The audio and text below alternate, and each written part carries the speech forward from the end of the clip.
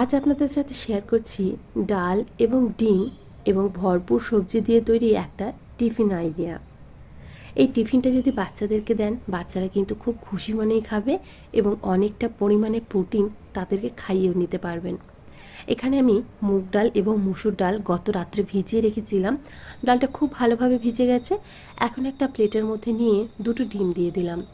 দুটো ডিম দেওয়ার কারণটা হচ্ছে, এখানে আমি জল ব্যবহার করছি না, ডিম দিয়েই কিন্তু এই ডালটাকে একটা মিক্সিং জারের মধ্যে দিয়ে পেস্ট করে নেব। জল দিয়ে যদি পেস্ট করি তারপর যদি ডিম ব্যবহার করি সেক্ষেত্রে একটু বেশি তরল হয়ে যাবে, তাই আমি এখানে ডিমটাই ব্যবহার করলাম পেস্ট করার জন্য। তো দেখুন, খুব ভালোভাবে আমি এখানে ডিমটা দিয়ে ডালটাকে পেস্ট করে নিয়েছি। আপনারা ডিম ছাড়াও তৈরি করে নিতে পারবেন, তবে ডিম দিলে খেতে কিন্তু ভীষণ ভালো হয়। দিয়ে দিচ্ছি এখানে বেশ অনেকটা পরিমাণে পেঁয়াজ কুচি, দিয়ে দিচ্ছি গ্রেট করে রাখা গাজর, বেশ অনেকটা পরিমাণেই দিয়ে দিয়েছি। দিয়ে দিচ্ছি এখানে বেশ কিছুটা বিনসের কুচি, আর দিচ্ছি ধনেপাতা কুচি। সবজিগুলো আপনারা নিজেদের ইচ্ছে মতো বাড়িয়ে বা কমিয়ে নিতে পারবেন। দিয়ে দিলাম এখানে একটু কাঁচা লঙ্কা কুচি, দিয়ে দিচ্ছি লবণ। ঝালটা অবশ্যই আপনারা নিজেদের পছন্দ অনুযায়ী ব্যবহার করবেন। সামান্য পরিমাণে হলুদ দিয়ে দিলাম, আর দিয়ে দিচ্ছি এখানে অল্প একটু গোলমরিচের গুঁড়ো।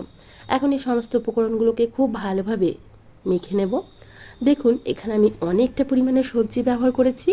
আপনারা চাইলে আপনাদের ইচ্ছে মতো যে কোনো সবজি আপনারা এখানে ব্যবহার করতে পারবেন। চাইলে আপনারা এখানে বিটরুটও ব্যবহার করে নিতে পারবেন। তো দেখুন, খুব ভালোভাবে সমস্ত কিছু একসাথে মিশিয়ে ব্যাটারটা তৈরি করে নিয়েছি। এখন একটা প্যানের মধ্যে সামান্য একটু পরিমাণে তেল নিয়ে নেব, এই 2 চামচের মতো। এখন খুব ভালোভাবে ব্রাশ দিয়ে আমি তেলটাকে চারিদিকে স্প্রেড করে দিলাম। তারপর যে ব্যাটারটা আমরা তৈরি করে রেখেছি সেই ব্যাটারটা অল্প অল্প করে এভাবে ছোট প্যানকেক আকারে দিয়ে দিলাম। আপনারা নিজেদের ইচ্ছে মতো যেমন খুশি শেপ দিতে পারেন, আমি এভাবেই তৈরি করে নিচ্ছি। এখন ঢাকনা দিয়ে ঢেকে একটুখানি হতে দেব। আমি লো ফ্লেমে রেখে কিন্তু আমি প্যানকেকটা তৈরি করে নিচ্ছি। এখন উল্টে দিচ্ছি। দেখুন কতটা সুন্দর হয়েছে এবং কতটা লোভনীয় লাগছে। বাচ্চারা কিন্তু খেতে ভীষণ ভালোবাসবে। আর বাচ্চাদের যদি এভাবে টিফিন তৈরি করে দেন, বাচ্চারা কিন্তু পুরো টিফিনটা ফিনিশ করে আসবে। তো দেখুন, আমার এখানে একটা প্যানকেক তৈরি হয়ে গেছে। এখন এটাকে একটু সাইডে করে দিয়ে ওই প্যানের মধ্যেই আমি আরও একটা প্যানকেকের জন্য ব্যাটারটা দিয়ে দিচ্ছি। এতে করে আমাদের তাড়াতাড়ি তৈরি হয়ে যাবে। এভাবেই দিয়ে দিলাম আমি ব্যাটারটা। আবারও একটু ঢেকে দেব আর হতে দেব। লো ফ্লেমে রেখে করলে সম্পূর্ণটা খুব ভালোভাবে কুক হয় আর খেতেও ভীষণ টেস্টি হয়। তো অবশ্যই লো ফ্লেমে রেখেই এই প্যানকেকগুলোকে তৈরি করে নেবেন। আমি একইভাবে কিন্তু প্যানকেকগুলোকে তৈরি করে নিচ্ছি। আর বেশি তেল কিন্তু এখানে ব্যবহার করার কোনো প্রয়োজন নেই, যেহেতু ডাল ডিম রয়েছে, এটা কিন্তু প্যানের মধ্যে আটকাবে না। আমি ওই 2 চামচ তেলের মধ্যেই কিন্তু সম্পূর্ণ টিফিনটা তৈরি করে নিয়েছি। দেখুন কতটা সুন্দর হয়েছে এবং কতটা লোভনীয়।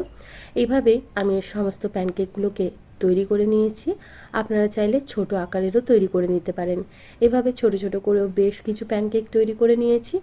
এখন বাচ্চাদের টিফিনটা সাজিয়ে নেব।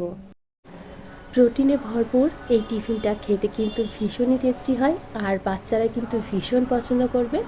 তো আমি এখানে 3টে বড় বড় সাইজের প্যানকেক দিয়ে দিলাম, সাথে দিয়ে দিচ্ছি একটু টমেটো কেচাপ, আর দিচ্ছি একটা লাড্ডু। আশা করি আমার বাচ্চার পেটটা ঠিক ভরে যাবে এবং সে ভীষণ আনন্দ পাবে। ভিডিওটি ভালো লেগে থাকলে অবশ্যই একবার ট্রাই করে দেখবেন। Thank you for watching.